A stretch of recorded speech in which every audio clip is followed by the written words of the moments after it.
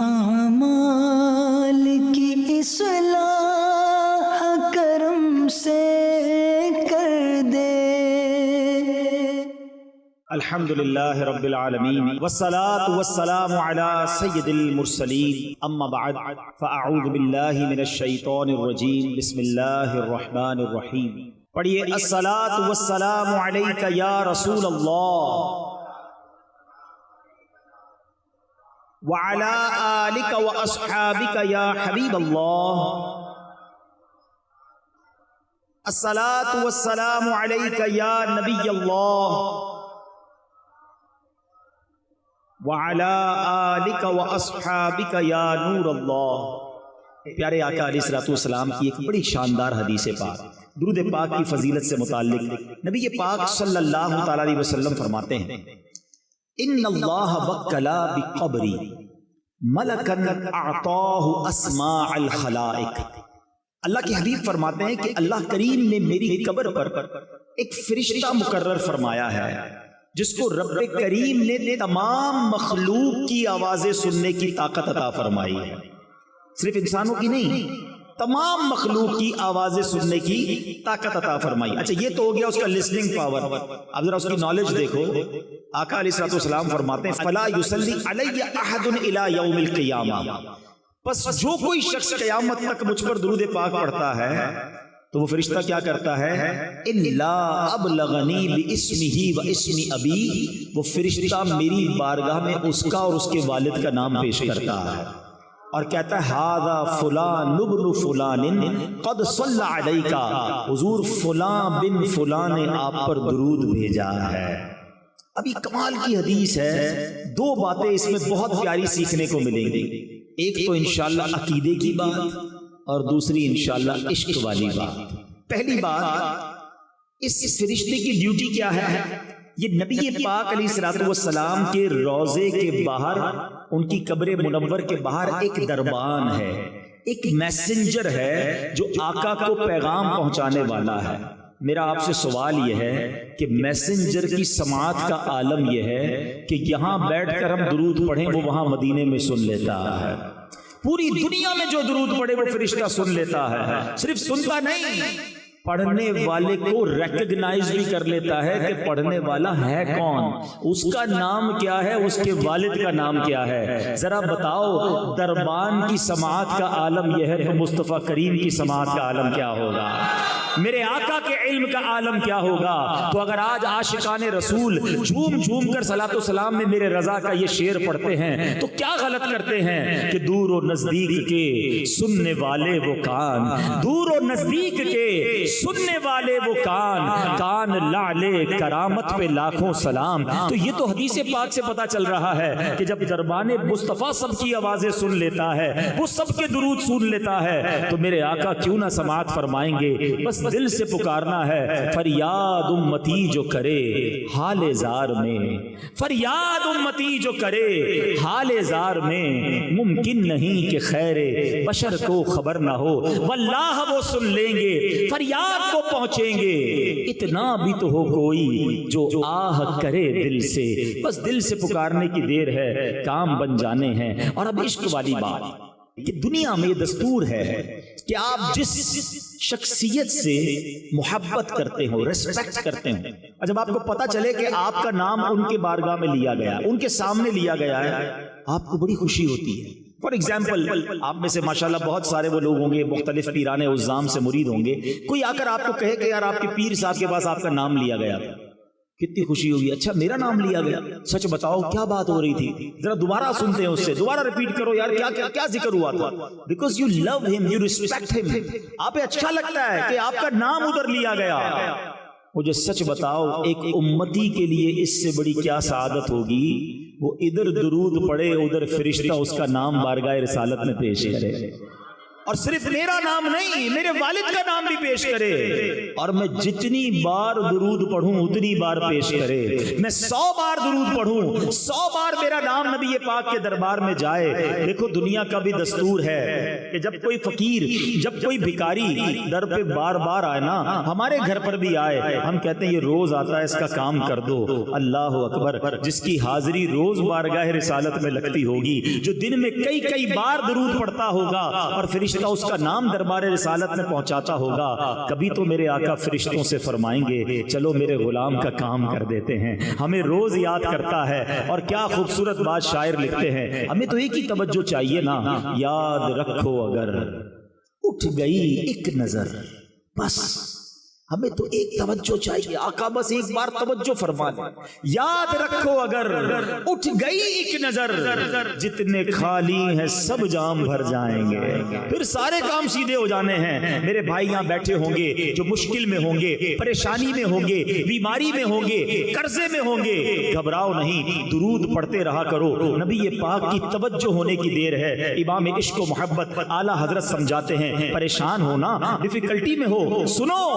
قسمت میں لاکھ پیچ ہوں 100 بل 1000 کج، قسمت میں لاکھ پیچ ہوں 100 بل 1000 کج، آقا یہ ساری گتھی ایک تیری سیدھی نظر کی ہے، بس نبی پاک کی نظر پڑنے کی دیر ہے، سارے کام سیدھے ہو جانے ہیں۔ تو میں بھی نیت کروں، آپ بھی نیت کریں کہ روزانہ کثرت سے درود پاک پڑھیں گے۔ پیارے اسلامی بھائیوں، میرے آقا علیہ الصلوۃ والسلام کی ولادت باسعادت، ذرا سوچئے جب پیارے آقا اس دنیا میں تشریف لانے والے تھے، یہ وہ وقت تھا جب کفر کا اندھیرا تھا، جہالت کا اندھیرا تھا، اور نبی پاک ایسا نور بن کر آئے کہ جس نے دنیا کا رنگ ہی بدل دیا۔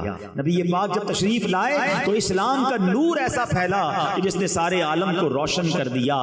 دنیا کا دستور ہے جب کوئی اہم ایونٹ ہونے والا ہوتا ہے نا، اس کی اناؤنسمنٹ کی جاتی ہے۔ اچھا، جیسا ایونٹ ایسی اناؤنسمنٹ۔ تو جب رب کے حبیب نے آنا تھا، جن کے سبب کائنات بنی ہے، یاد رکھیے گا نبی پاک علیہ الصلوۃ والسلام وجہ تخلیق کائنات ہیں، he is the reason of the all creation, اور یہ حدیث قدسی میں ہے، اللہ فرماتا ہے اے محبوب میں تمہیں نہ بناتا تو یہ کائنات نہ بناتا۔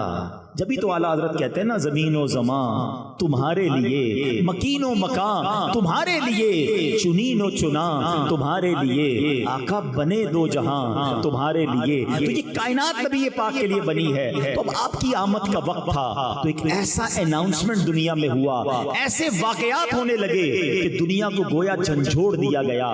نبی پاک علیہ الصلوۃ والسلام کی ولادت سے 55 دن پہلے، ذرا توجہ رکھیے گا، میں نے یہ بات آپ سے تھوڑی دیر بعد دوبارہ پوچھنی بھی ہے، یہ جملہ یاد رکھیے گا کہ آقا علیہ الصلوۃ والسلام کی ولادت سے 55 دن پہلے ایک بڑا کمال کا واقعہ ہوا، اور یہ واقعہ کیا تھا؟ یمن کا بادشاہ تھا ابرہہ، اس نے ایک پلان کیا کہ یہ مسلمان کعبے کا طواف کیوں کرتے ہیں، کعبے پہ جا کر حج کیوں کرتے ہیں، کیوں نہ میں کعبے کو ہی گرا دیتا ہوں اور معاذ اللہ اس کو تہس نہس کر کے اس کے پتھر لے کر یمن میں کعبہ بنا لوں گا، پھر یہ سارے لوگ میرے پاس آئیں گے۔ اب اس نے پلان کیا کہ مکے پر اٹیک کرنے کے لیے، دیکھیں اس زمانے میں تو جو لڑائی ہوتی تھی وہ گھوڑوں پر اور اونٹوں پر ہوتی تھی، وہ ہاتھیوں کا لشکر لے کر چلا گیا۔ ذرا سوچئے کہ ہاتھیوں کا مقابلہ گھوڑے والے اور اونٹوں والے کیسے کر سکتے ہیں؟ مکے کا گھیراؤ کیا، اور پھر کیا کیا، مکے والوں کے مویشی جو تھے، مکے والوں کے جو جانور تھے، وہ بھی اس نے پکڑنا شروع کر دیے۔ اب لوگوں کا روزی روزگار بھی ڈسٹرب ہوا۔ میرے آقا علیہ الصلوۃ والسلام کی مبارک دادا حضرت عبد المطلب، اللہ نے کیا ان کے چہرے پر نور عطا فرمایا تھا، ان کی پیشانی پر نور نبوت چمکتا تھا۔ حضرت عبد المطلب نے کیا کیا، آپ گئے ابرہہ کے پاس۔ اب ذرا غور کیجئے، وہ کر و فر کے ساتھ متکبر بادشاہ آیا ہوا ہے اور اس نے کعبے کو ڈھانا ہے، اس کا پلان یہ ہے۔ حضرت عبد المطلب اس کے خیمے میں گئے، باہر سے پیغام بھجوایا گیا کہ مکے کا سردار آیا ہے، ہو سکتا ہے اس نے सोचा हो कि मुझसे मिन्नतें की जाएंगी, मुझसे नेगोशिएशंस की जाएंगी, बड़े तकब्बुर के साथ बैठा है। हजरत अब्दुल मुत्तलिब उसके खैमे में दाखिल होते हैं, अल्लाह ने उनकी पेशानी पर ऐसा नूर अता किया था, वो खैमे में दाखिल हुए, अब रहा रोब में आ गया, इज्जत के लिए खड़ा हो गया, अपने बराबर में बिठाया और कहा हजरत फरमाइए कैसे आना हुआ। हजरत अब्दुल मुत्तलिब ने बड़ी अजीब डिमांड की। आपने कहा कि तुमने मक्के वालों के मवेशी, उनकी बकरियां, उनके जानवर पकड़ लिए, हमारे जानवर हमारे वापस कर दो। अबरहा कहता है मैं तो समझा आप काबे की बात करेंगे, अपने मरकज की बात करेंगे, आप तो काबे की बात ही नहीं कर रहे, आपको फकत अपने जानवरों की फिक्र है। अल्लाह अकबर। हजरत अब्दुल मुत्तलिब का वो जवाब आज भी सीरत की किताबों में सुनहरे हुरूफ से लिखा है। क्या कमाल का जवाब दिया। आप फरमाते हैं जानवरों के मालिक हम हैं, हमारे जानवर हमें दे दो, काबा जिसका घर है वो खुद ही हिफाजत कर लेगा, काबे का मालिक उसकी हिफाजत करेगा। अब रहा तो बात समझ ना आई, वो समझने लगा कि लगता है कंफ्यूज हो गए हैं, लगता है डर गए हैं, जानवर छोड़ दिए गए। हजरत अब्दुल मुत्तलिब ने अजब अनाउंसमेंट किया, मक्के वालों से कहा सारे लोग अपने जानवर लें और पहाड़ों पर चले जाएं। आज जो मक्के शरीफ गए हैं उन्हें पता है काबे के गिर्द पहाड़ हैं, अब तो कई पहाड़ तोड़ दिए गए, होटल्स बना दिए गए, मगर उस जमाने में सिर्फ पहाड़ी पहाड़ थे। थोड़ा सा इमेजिनेशन करें, सिर्फ काबा है, हरम शरीफ नहीं बना, बल्कि चारों तरफ पहाड़ हैं। मक्के वाले सारे पहाड़ों पर चले गए, नोबडी डेयर टू रेजिस्ट, कोई वहां पर रुकावट लेने के लिए तैयार नहीं है। फकत हजरत अब्दुल मुत्तलिब अब काबे पर जाते हैं, काबे की दीवार को थामते हैं और वो रिक्कत अंगेज दुआ करते हैं कि ऐ रब्बे करीम, ऐ काबे के मालिक, आज तुझे अपनी कुदरत का नजारा दिखाना है, आज इन जालिमों को तूने बताना है कि तू और तेरे मानने वाले हक पर हैं। आप रिक्कत अंगेज दुआएं करते रहे, अल्लाह को पुकारते रहे और उसके बाद आप भी काबे के से दूर होकर पहाड़ पर चले गए। ये कैसा हमला था कि शहर में कोई हिफाजत के लिए खड़ा नहीं था, फकत काबा है और हाथी का लश्कर है। और अब हुक्म किया, अब रहा ने ऑर्डर दिया कि हाथी चले और काबे को तहस नहस करके रख दें। मगर अब दुनिया ने एक अजब नजारा देखा, अब अल्लाह ने अपनी कुदरत का एक अजब नजारा दिखाया। जिस हाथी पर अब रहा बैठता था वो हाथी अपनी जगह से टस से बस नहीं हो रहा था, काबे की तरफ रुख करते थे वो मूव नहीं करता था, उसका रुख चेंज करते वो चलना शुरू कर देता। और अब अल्लाह करीम ने इसके मुकाबले के लिए क्या भेजा। दुनिया का दस्तूर है, आर्मी का मुकाबला आर्मी करती है, नेवी का मुकाबला नेवी करती है, एयरफोर्स के लिए एयरक्राफ्ट भेजे जाते हैं। अब हाथी हैं और मुकाबले के लिए भेजा क्या है मेरे रब ने, मुट्ठी में आने वाला परिंदा अबाबील। अरे चील जितना परिंदा भी कोई ना भेजा, रब ने अबाबील के लश्कर भेजे जो खुद मुट्ठी में आ जाता है, जिसका अपना वजन चंद ग्राम है। बताओ उसकी चोंच और उसके पंजों में कितना भारी कंकर होगा, कितने छोटे से कंकर हैं। मुकाबला हाथी से है। अल्लाह अकबर। रब करीम ने अपनी कुदरत का कैसा नजारा दिखाया। और आज लोग कहते हैं कि फलां सुपर पावर ने जनाब बड़े गाइडेड मिसाइल बना लिए हैं, टारगेट सेट कर दो, मिसाइल जाके वही हिट करता है। अल्लाह अकबर। आओ मैं बताता हूं 1450 साल पहले मेरे रब ने अबाबील के उन पंजों में कैसे गाइडेड मिसाइल दिए थे। हर कंकर पर हाथी सवार का नाम लिखा था, उस सवार का नाम मौजूद था। अब ये जब लश्कर आते हैं उसके बाद क्या होता है। आज तक कई बार सूरह फील आपने कुरान में पढ़ी होगी, इमाम साहब ने पढ़ी होगी, आपने सुनी होगी, मगर आज जरा सूरह फील को इस वाक़े की पस मंजर में समझिए, मजीद ईमान ताजा होगा। रब करीम कुरान मजीद में इरशाद फरमाता है, अलम तरा कैफ फअल रब्बुका बिअस्हाबिल फील। इसका तर्जुमा क्या है। ए महबूब, क्या आपने न देखा कि आपके रब ने उन हाथी वालों का क्या हाल किया है। मैंने बयान के शुरू में एक जुमला आपको याद करवाया था। ये वाकया जो है असहाबे फील का नबी पाक की विलादत से कितना पहले हुआ था। माशाल्लाह याद है, ये याद रखना, ये बड़ी अकीदे की बात बता रहा हूं। 55 डेज पहले ये वाकया हुआ है। और अल्लाह कुरान में अपने हबीब से कह रहा है, ए महबूब आपने ना देखा, अलम तरा कैफा, आका तो दुनिया में तशरीफ ही नहीं लाए थे। और रब अपने हबीब से कह रहा है, ए महबूब आपने ना देखा। इट मींस याद उसको दिलाया जाता है जो कहीं देख रहा था, जो कहीं मौजूद था। अल्लाह अकबर। अब वो हदीस पाक सुनो कि अल्लाह के हबीब फरमाते, मैं उस वक्त भी नबी था जब हजरत आदम पानी और मिट्टी के दरमियान थे। मेरे आका के नूर को अल्लाह ने अपने नूर से पैदा फरमाया। प्यारे आका ने पूछा है, जिब्रील तुमने तो सारे नबियों की बारगाह में हाजिरी दी है, سب سے ملاقات کی ہے، بتاؤ نا کسی کو میرے جیسا بھی پایا، تمہیں میرے بارے میں کیا کہتے ہو؟ اللہ اکبر۔ جبریل امین جنہوں نے تمام انبیاء کی خدمت میں حاضری دی، کیا کہتے ہیں؟ چلو یہی بات بریلی کے تاجدار کی زبانی سن لو۔ امام عشق و محبت کہتے ہیں، یہی بولے سدرا والے چمنے جہاں کے تھالے ہیں، یہی بولے سدرا والے چمنے جہاں کے تھالے، سبھی میں نے چھان ڈالے، آقا تیرے پائے کا نہ پایا، تجھے یک نے یک بنایا۔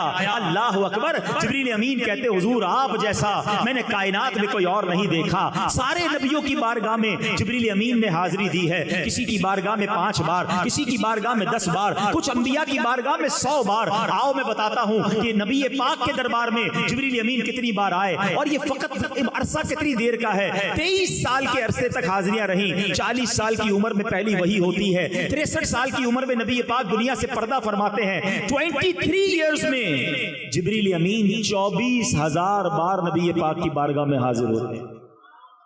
24,000 بار۔ کیوں؟ سدرۃ المنتہا سے 7ویں آسمان سے بھی اوپر روز آنا ہے، اور کئی بار آنا ہے۔ مولانا حسن ندیٰ خان صاحب راز سے پردہ اٹھاتے ہیں کہ وجہ کیا ہے، اتنی بار کیوں آتے ہیں؟ فرماتے ہیں بے لکائے یار ان کو چین آ جاتا اگر، کہتے نبی پاک کے دیدار کے بغیر انہیں چین ہی نہیں آتا تھا۔ ایک بار جلوہ جانا دیکھ لیا تھا، اب بار بار آقا کی یاد ستاتی تھی۔ بے لکائے یار ان کو چین آ جاتا اگر، بار بار آتے نہ یوں جبریل سدرا چھوڑ کر۔ وہ اس لیے آتے تھے کہ آقا کا جلوہ دیکھنا ہے۔ تو بہرحال نبی پاک علیہ الصلوۃ والسلام کے غلاموں سنو، آقا کی ولادت سے پہلے پوری دنیا کو ایک پیغام دینا تھا۔ الم یجعل کیدہم فی تضلیل وارسل علیہم طیرا ابابیل۔ ارے ابابیل کے لشکر بھیجے، اور انہوں نے کیا کیا؟ ترمیہم بحجارۃ من سجیل، ان پر پتھروں کی کنکروں کی بارش کی، اور رزلٹ کیا آیا؟ فجعلہم کعصف مأکول، انہیں چبائے ہوئے بھس جیسا بنا کر رکھ دیا، پرخچے اڑ گئے۔ ان کنکروں نے وہ کام کیا جو بڑے بڑے میزائل نہ کر سکتے تھے، ہاتھی سوار، اور ان ہاتھیوں کا نام و نشان باقی نہ رہا۔ گویا پوری دنیا کو یہ میسج دینے والا تھا، آئی نئی حکومت سکہ نیا چلے گا، آئی نئی حکومت سکہ نیا چلے گا۔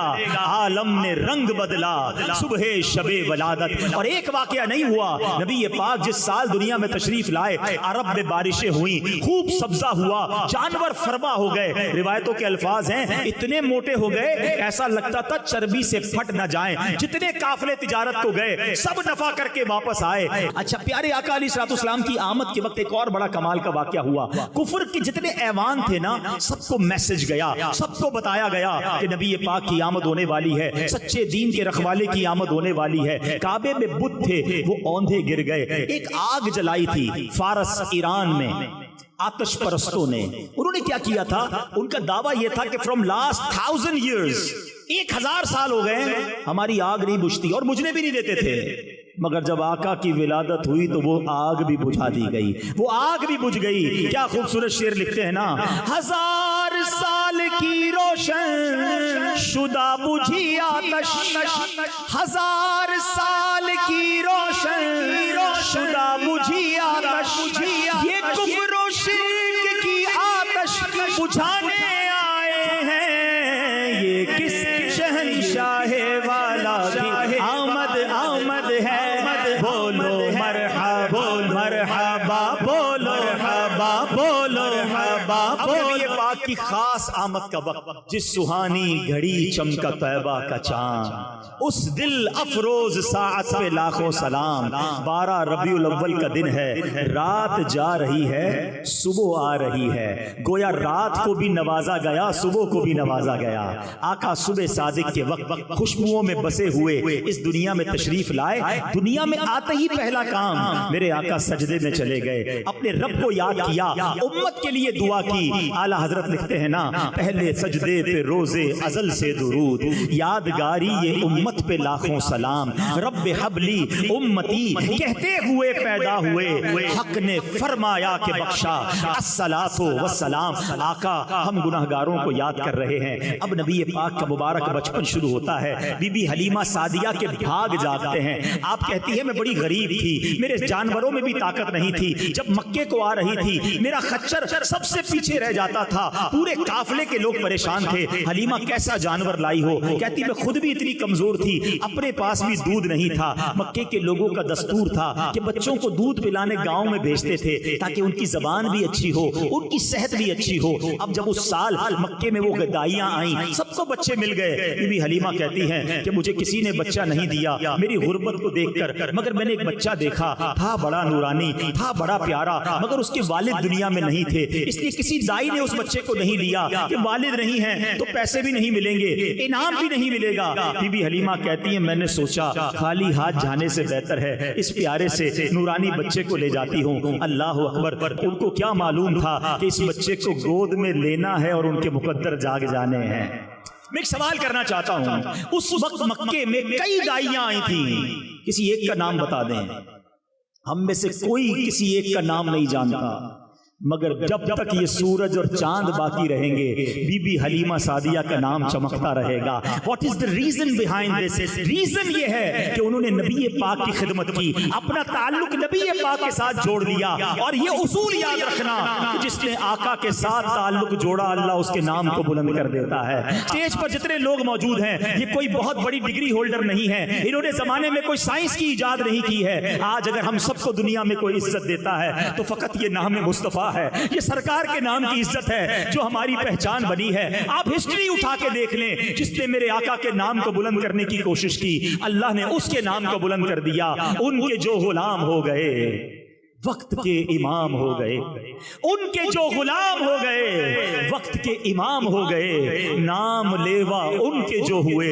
ان کے اونچے نام ہو گئے۔ ارے بی بی حلیمہ کے بھاگ جاگے، کہتی میں نبی پاک کو لے کر نکلتی ہوں، وہی خچر جو سب سے پیچھے رہ گیا اب وہ سب سے آگے دوڑ رہا ہے۔ میرے قافلے والے کہتے حلیمہ جانور تبدیل کر دیا ہے، ریپلیس کر دیا ہے، اتنی تیزی سے کیسے دوڑ رہا ہے؟ اس وقت تک تو آپ کو ریئلائز نہیں ہوا تھا کہ یہ ہو کیا رہا ہے۔ جب اپنے گھر پہنچتی ہیں کہتی میری بکری کے تھن بھر گئے، وہ بکری جو ایک قطرہ دودھ نہیں دے رہی، اتنا دودھ نکلا ہمارے سارے برتن بھر گئے، خود میری صحت اچھی ہونے لگی، میں نے بھی نبی پاک کو دودھ پلایا، اپنے بچے کو بھی دودھ پلایا۔ اب جب رات ہوتی ہے تو کہتی ہے میرے گھر میں عجب روشنی ہونا شروع ہو گئی، ابھی تو لائٹوں کا زمانہ ہے نا، اس زمانوں میں تو لائٹ نہیں تھی۔ صبح ہوئی تو گاؤں والے آئے، کہتے اے حلیمہ کون سی لائٹ لائی ہو، کون سا چراغ لائی ہو جو رات بھر تمہارا گھر روشن رہا؟ کہا میں تو کچھ نہیں جانتی، ایک ایسا نور لائی ہوں جو ساری رات چمک رہا تھا۔ اور حلیمہ آپ سب کو کیا کہہ رہی ہیں؟ یہ کہتی تھی گھر گھر میں جا کر حلیمہ میرے گھر میں خیر الورا گئے ہیں، بڑے اوج پر میرا مقدر، میرے گھر حبیب خدا گئے۔ اب ان کی زندگی کا امیزنگ دور شروع ہو گیا۔ میں اپنے موضوع کی طرف آتا ہوں۔ اب پیارے آقا علیہ الصلوۃ والسلام نے دیکھا کہ جو آپ کے رضائی بھائی بہن تھے وہ روز صبح کہیں چلے جاتے تھے۔ آپ نے پوچھا بی بی حلیمہ سے کہ امی جان میرے بھائی بہن کہاں جاتے ہیں؟ کہا وہ بکریاں چرانے جاتے ہیں۔ کہا میں بھی ان کے ساتھ جاؤں گا۔ نبی پاک ان کے ساتھ بکریاں چرانے چلے جاتے۔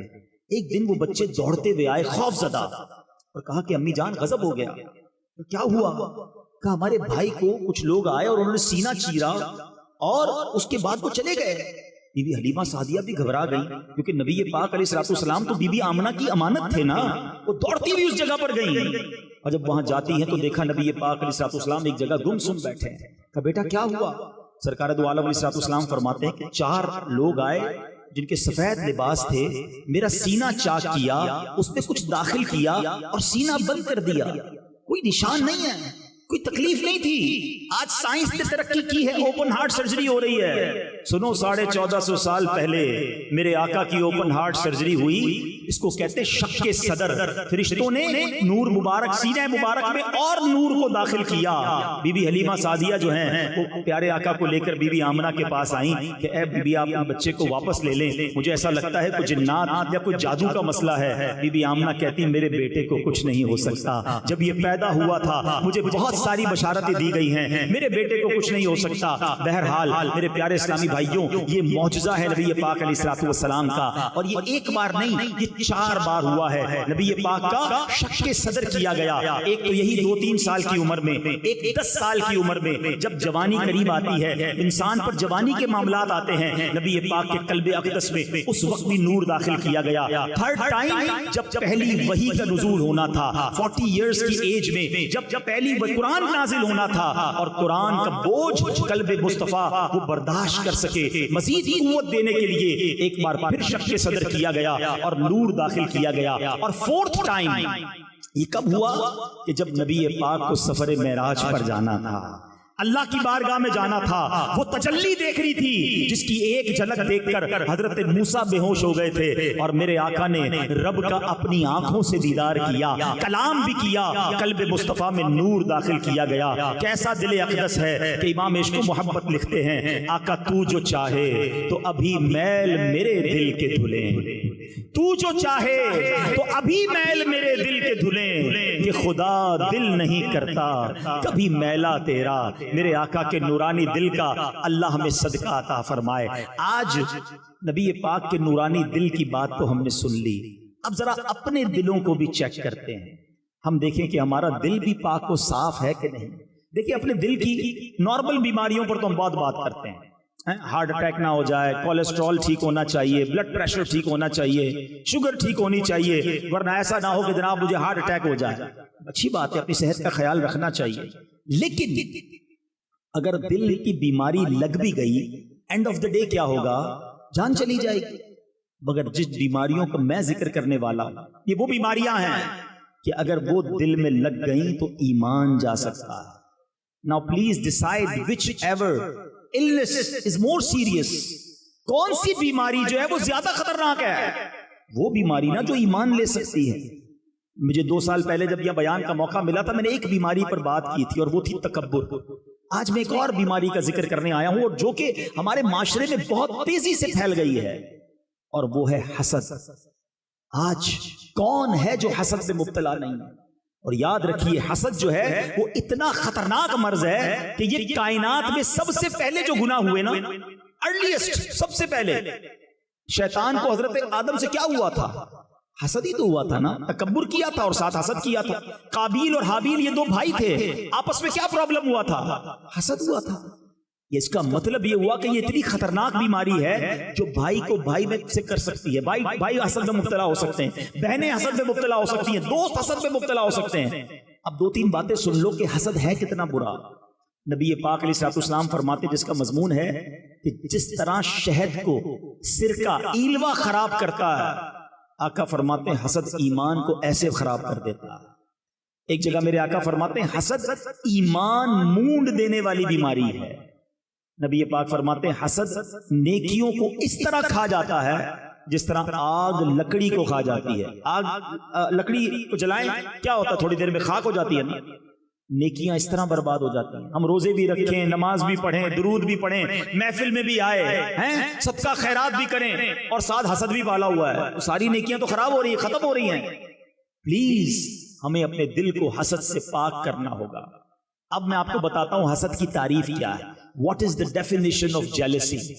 حسد کی تعریف یہ ہے کہ بندہ مثال کے طور پہ کسی کو کوئی نعمت ملے، کوئی شہرت ملی، عزت ملی، دولت ملی، خوبصورتی ملی، واٹ ایور، انسان یہ تمنا کرے کہ اس سے چھن کر یہ نعمت مجھے مل جائے۔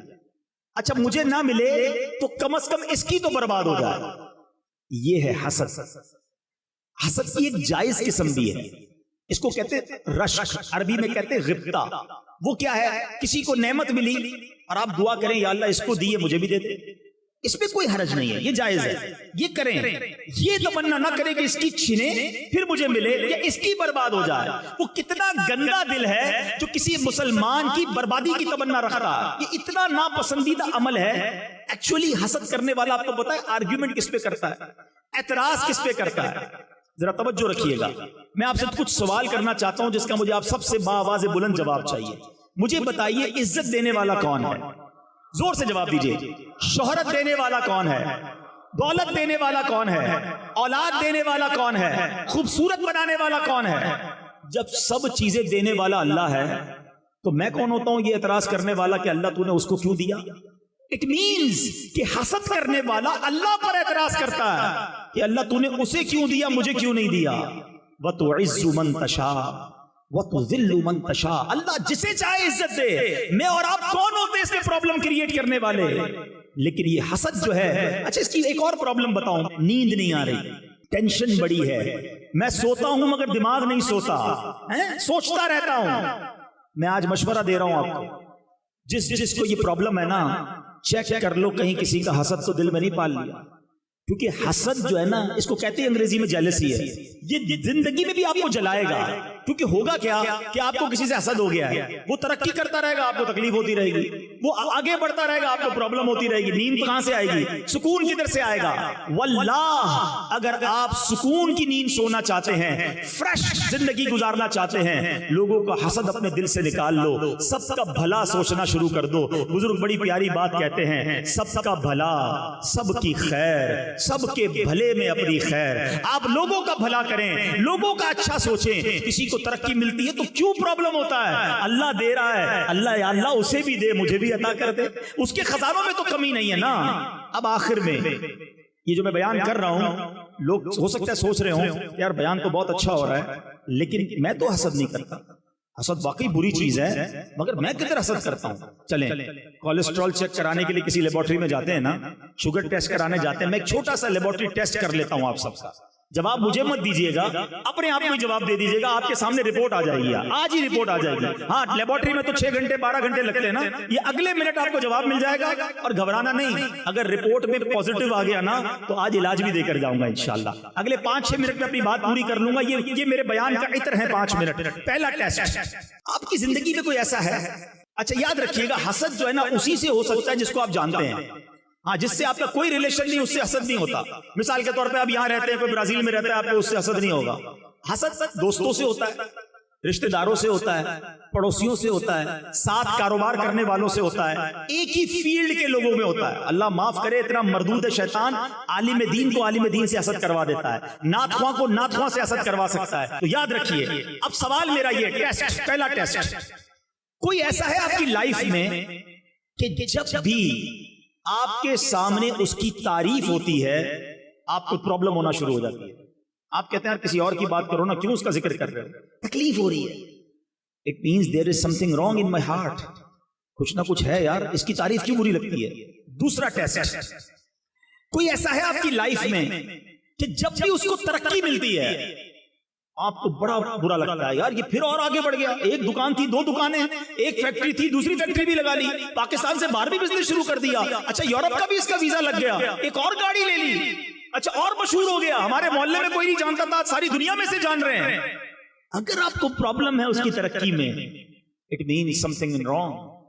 تیسرا اور آخری ٹیسٹ، کوئی ایسا ہے کہ جب اس کا کوئی نقصان ہوتا ہے، جب اس کو کوئی پرابلم ہوتی ہے، اللہ نہ کرے اس کی گاڑی لگ جائے، اس کی فیکٹری میں آگ لگ جائے، یا وہ بدنام ہو جائے، اس کے ساتھ کوئی ایسی غلطی ہو جائے اور آپ کو پتا چلتا ہے، تو آپ کو دل میں خوشی ہوتی ہے کہ یار یہ ہوا کام، مزہ آ گیا۔ ہم کون ہوتے ہیں؟ کسی کو برباد کرنے کی تمنا رکھنے والے، اللہ جسے چاہے عزت دے۔ تو اب سنو، اگر کوئی ایسا ہے کہ یار اس کا برا ہوا نا مزہ آیا، اب دل کو ٹھار پڑ گئی، اپنے دل پہ بندہ افسوس کرے، اتنا برا دل ہے میرا کہ کسی مسلمان کا نقصان ہوا اور مجھے خوشی ہو رہی ہے، یاد رکھو جو کسی کا برا سوچتا ہے اس کا بھی برا ہی ہوتا ہے۔ تو یہ حسد کی میں نے آپ کو یوں سمجھے 3 ٹیسٹ بتا دیے ہیں۔ اب اگر دل میں خیال آ رہا ہے نا، سچا خیال لانا، مجھ سے چھپا لو گے، اللہ سے نہیں چھپا سکو گے۔ اگر آج دل میں یہ خیال آ رہا ہے نا کہ ہاں یار فیملی میں یا دوستوں میں یا کولیگز میں کوئی ہے ایسا جس کی تعریف اچھی نہیں لگتی، جس کی بربادی کا دل چاہتا ہے، اب سمجھ لو کہ ڈائگنوس ہو گئی ہے، پازیٹیو آ گیا ہے، ٹھیک ہے. اب اس کو جلدی حل اس لیے کرنا ہے کہ اگر حل نہیں کیا نا تو میری نیکیاں روز برباد ہو رہی ہیں، آگ کی طرح لکڑی کھا رہی ہے میری. پرابلم اس کو نہیں ہے جس سے حسد ہوا ہے، پرابلم مجھے ہے کیونکہ مجھے ہو گیا نا. اب آئیے میں آپ کو علاج بتا کر اپنا بیان ختم کرتا ہوں. علاج کیا ہے؟ سب سے پہلا علاج سبحان اللہ، یہ ہر بیماری کا علاج ہے، جسمانی بیماری کا بھی علاج ہے اور روحانی بیماری کا بھی علاج ہے، اور وہ ہے دعا. اللہ سے دعا کرتے رہا، اے اللہ میرے دل کو صاف کر دے، حسد بھی نکال دے، تکبر بھی نکال دے، اے اللہ عجب بھی نکال دے، ریاکاری بھی نکال دے، اے اللہ مسلمانوں کا کینہ بھی نکال دے، گناہگار ہوں میرے دل کو پاک کر دے، تجھے محبوب پاک کے نورانی دل کا واسطہ میرے دل کو اجیالہ کر دے. رو رو کے اللہ سے دعا مانگتے رہا کرو، وہ کریم ہے، نگاہ رحمت فرمائے گا، یہ دل صاف ہو جائے گا. یہ پہلا علاج. دوسرا علاج جو کہ تھوڑا سا مشکل ہے، انجیکشن بھی تو تکلیف دیتا ہے نا، یہ سمجھ لو کہ انجیکشن بتا رہا ہوں، وہ یہ ہے کہ آپ کو جس سے حسد ہو گیا ہے نا آپ اس کو تحفہ دیں. اب آپ کہیں گے مولانا صاحب بندہ پہلے ہی اچھا نہیں لگتا، آپ کہہ رہے ہیں اس کو تحفہ دیں. ہاں کیوں؟ کیونکہ میرے آقا کی حدیث ہے، تحفہ دو تحادو تحابو، تحفہ دو گے محبت بڑھے گی، تو آپ تحفہ دیں. اچھا ایک گڑبڑ یہ نہیں کرنا کہ آج بیان سنا اور کل جائے اس کے پاس، یار وہ مولانا صاحب نے سمجھایا تھا مجھے آپ سے بڑا حسد تھا، آج تحفہ لے کر آیا ہوں، وہ معاملہ اور خراب ہو جائے گا. بھائی بغیر بتائے تحفہ دینا ہے، ہاں اس کو پتا نہ چلے. آپ تحفہ دیں تاکہ محبت پیدا ہو. بیماری میرے اندر ہے جو مجھے نکالنی ہے.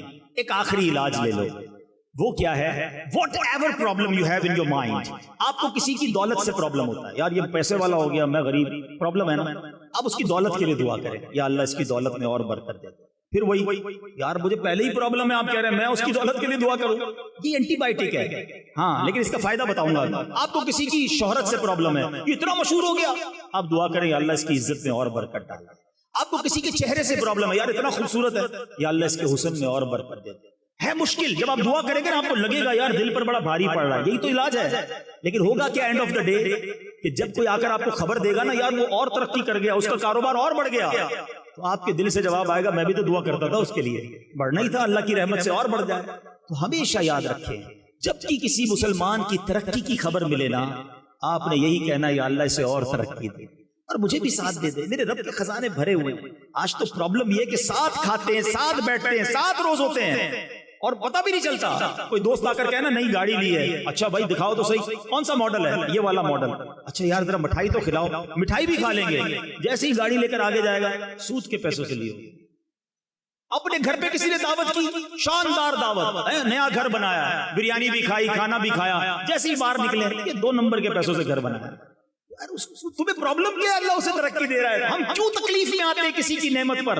خوش ہونا سیکھو، آپ خود پرسکون ہو جاؤ گے، آپ خود ریلیکس ہو جاؤ گے. یہ حسد اتنی بری بیماری ہے، یہ وہ بیماری ہے جس کو صاف کرنا بہت ضروری ہے. تو بہرحال میرے پیارے اسلامی بھائیوں، آج میں نے سیرت مصطفیٰ صلی اللہ علیہ وسلم کے کچھ پہلوؤں کو بیان کیا، نبی پاک کے نورانی دل کا ذکر کیا، اور ساتھ ایک ایسی بیماری جو ہمارے معاشرے کو کھوکھلا کر رہی ہے. مسلمان ایک دوسرے کے خیر خواہ ہونے چاہیے تھے، مگر آج حسد کی وجہ سے ایک دوسرے کے دشمن بنے ہوئے ہیں. وہ دشمن بھی ایسا ہے جو سامنے نہیں آتا، دل ہی دل میں برا چاہ رہا ہے. یہ اسلام نہیں ہے، یہ نبی پاک کی سنت نہیں ہے. مسلمان کی خیر خواہی کیجئے، مسلمان کا بھلا سوچئے. اب اگلی زندگی میرے آقا کی سنتوں کے مطابق گزاریں گے. اللہ مجھے اور آپ کو سنتوں پر عمل کرنے والا، 5 وقت نماز پڑھنے والا اور ان برائیوں سے پاک دل والا بنا دے. ایسی پیاری باتیں دعوت اسلامی کے پیارے ماحول میں سکھائی جاتی ہیں. پلیز اگر آپ اس طرح کی سپیچز اور سننا چاہتے ہیں تو مدنی چینل دیکھیے، جہاں اپنی فیملی کے ساتھ آپ بیٹھ کر انشاءاللہ پوری فیملی کو چینج ہوتا ہوا دیکھیں گے. جس کو موقع ملے وہ دعوت اسلامی کے مرکز فیضان مدینہ آئیں. اللہ کریم ہمیں مبارک محفلوں کی برکت نصیب فرمائے. آمین بجاہ النبی الامین صلی اللہ تعالی علیہ وسلم. میرے اعمال کی اصلاح کرم سے